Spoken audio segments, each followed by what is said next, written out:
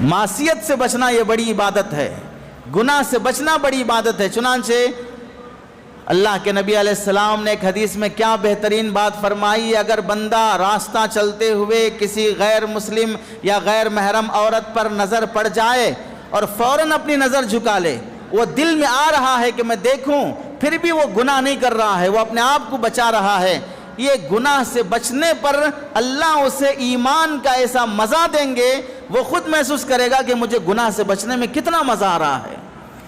ارے جو اللہ والے لوگ ہیں، بزرگان دین ہیں، کیا ان کے اندر مردانگی نہیں ہے؟ ان کے اندر شہوت نہیں ہے؟ خواہشات نہیں ہے؟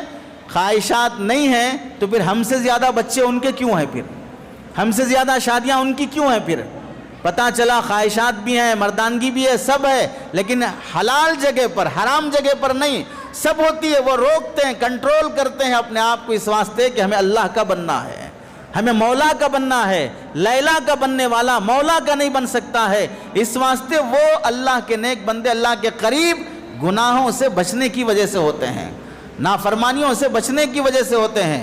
رمضان کا مہینہ ہماری زندگی کے بدلنے کا مہینہ ہے۔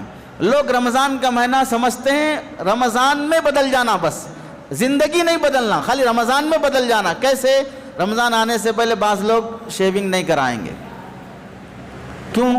رمضان کا مہینہ ہے اس واسطے نہیں کرائیں گے، اور پورا رمضان وہ بڑھتی رہے گی داڑھی، ہو سکتا ہے شب قدر میں بھی ایسے ہی رہے، عید کا چاند جیسے ہی دیکھیں گے، نائی کی دکان پر جائیں گے اور پورے اسمارٹ بن کر آنے کی کوشش کریں گے۔ پتہ کیا چلا؟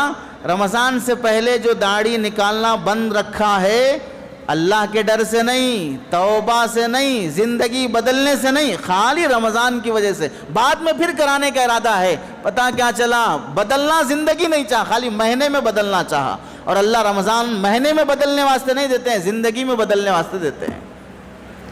اور یہ کوئی نیکی بھی نہیں ہے، اس پر کوئی اجر ثواب بھی ملنے والا نہیں ہے، اس واسطے کہ کوئی گناہ اس نیت سے چھوڑنا کہ بعد میں کر لوں گا، کوئی گناہ اس نیت سے چھوڑنا کہ بعد میں کر لوں گا، وہ گناہ ہی ہے، وہ نیکی نہیں ہے، بعد میں کرنے کے ارادے سے پوسٹ پین کر رہا ہے بس۔